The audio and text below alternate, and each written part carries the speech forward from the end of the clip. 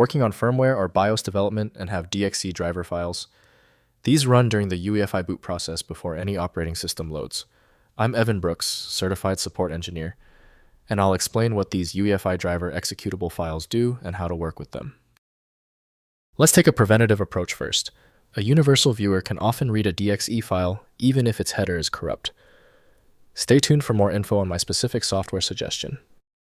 A critical component of the Unified Extensible Firmware Interface, UEFI, the modern replacement for BIOS. Users encounter DXE files when troubleshooting boot issues or modifying firmware. They contain drivers loaded during the driver execution environment, DXE phase, which initializes system hardware before the main operating system starts. A DXE file is a PE/COFF portable executable or common object file format. Image structurally similar to a Windows EXE or DLL. This binary format was chosen for its modularity and compatibility with modern operating systems, allowing firmware to load complex drivers for hardware initialization in a standardized way. The preferred application for managing the DXE file is UEFI tool from UEFI forum.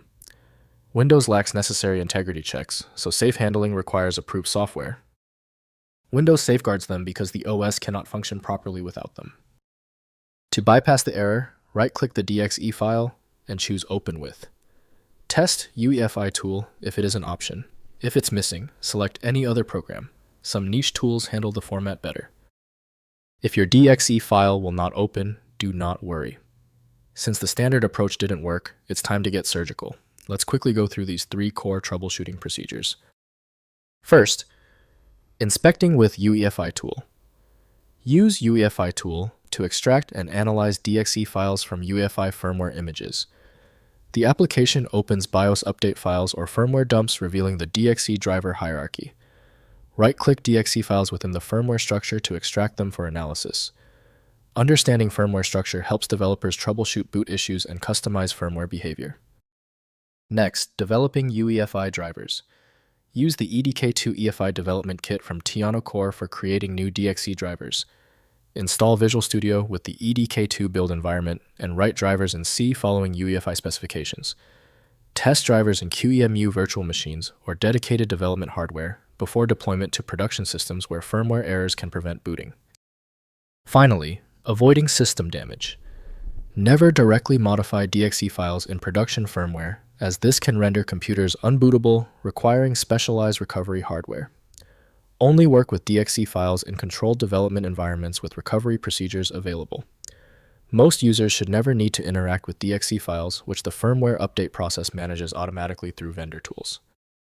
If compatibility checks failed, it is likely because the file extension name is shared by different developers for unrelated formats, causing your PC to use the wrong reading language. Rather than guessing, you can try switching to a dedicated parsing engine that is built to identify file structures autonomously and may offer a better chance of opening stubborn formats. When specialized tools failed on your file, the problem demands a universal decoding ability. FileMagick provides that, handling hundreds of formats where others give up. Go to filemagick.com for the program. If you know someone else struggling with this file, please share this video. A like and subscribe goes a long way.